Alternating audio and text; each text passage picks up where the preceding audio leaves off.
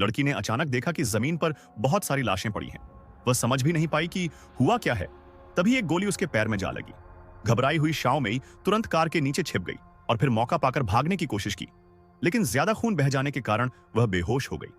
जब वह दोबारा जागी तो उसने खुद को एक अजनबी जगह पर पाया। उसके सामने खड़ा आदमी उसका जान बचाने वाला था। जब उसे पता चला कि शाओ मेई सैन्य बेस जाने वाली है तो कियांग ने भी उसके साथ चलने की इच्छा जताई।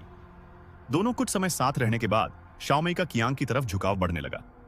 लेकिन उसी रात कियांग पर दुश्मनों ने हमला किया और उसने इंसानों से अलग अजीब सी ताकत दिखा दी। इससे शाओ मेई को शक हुआ कि शायद कियांग एक छिपा हुआ एलियन है और उसने उससे दूरी बना ली। उधर बेस के बच्चों को पहले ही सांगबियाओ ने ब्रेन वॉश कर दिया था और उनकी गर्दन के पीछे एक चिप लगा दी गई थी। यह चिप उन इंसानों को पहचान सकती थी जिन्हें एलियंस नियंत्रित कर रहे हों। पर असल में यह सब सांगबियाओ की साजिश थी।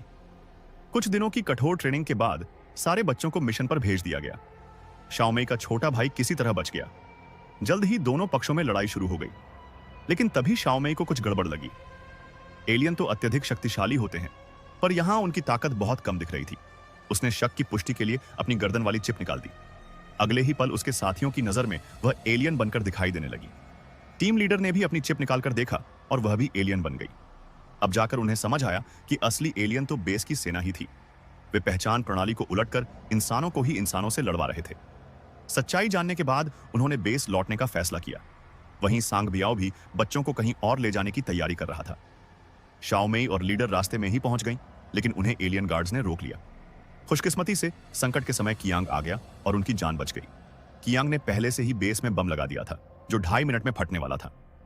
आखिरी क्षण में शाओ मेई ने अपने भाई को ढूंढ निकाला और सब लोग बेस से बाहर भाग गए। अगले ही पल बम फट गया और बेस पूरी तरह नष्ट हो गया और इस तरह उन्होंने आक्रमणकारी एलियंस को खत्म कर दिया और संकट